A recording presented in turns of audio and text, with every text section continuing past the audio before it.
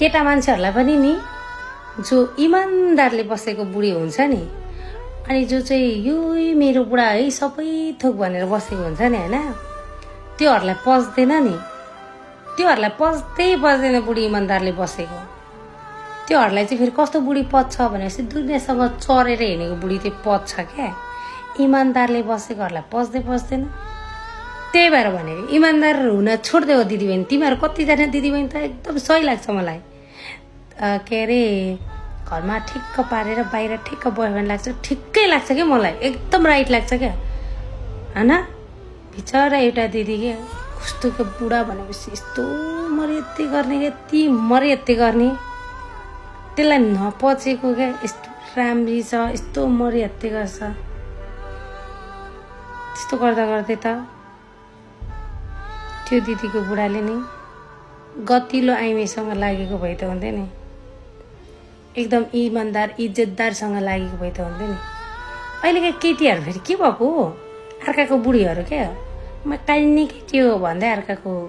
उयोसँग लाग्ने बिहे गरेको हो भन्नु नि के कन्ने केटी हो भन्दै बसेको होला नौटङ्के अरे त्यही भएर के गर्छ कतिजना चलाक दिदी बहिनीले यता पनि ठिक्क उता पनि ठिक्क गरेको ठिकै लाग्छ अहिलेको जमानामा इमान्दार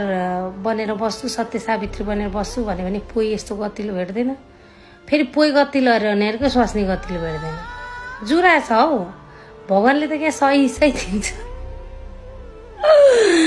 होइन क्या फेरि त्यो पोइले पनि अलिक घरको बुढी भन्दा अलिक गतिलै खोज्नु नि न साला बाटोको अरू त्यो 10जनाले बजाएको 1000जनाले बजाएको मादल बजाएको अरे रोजीको चाहिँ थुक्क जिन्दगीतिर अनि मैले यस्तो भने बाक्कै टेन्सन लिनु पर्यो दिदी चुप्पो लगाएर बस अब तिमी पनि बनाऊ 2-4वटा धेरै पोइ भनेर सत्य सावित्री भएर नबस बनाऊ के भएर भेनाले त बनाइसक्यो तिमी पनि बनाऊ न भनेको यस्तो हुन्छ नि त उसको मनले मान्दैन नि त होइन कति आइमेको चाहिँ मनले मान्दैन क्या सबै थोक पोइ भनेर बस्नेको तर त्यो पोइले नि अहिले बुझ्दैन त्यसलाई पछि याद आउँछ बुढेसकालमा कसले चाहिँ धेरै माया गरेको थियो भनेर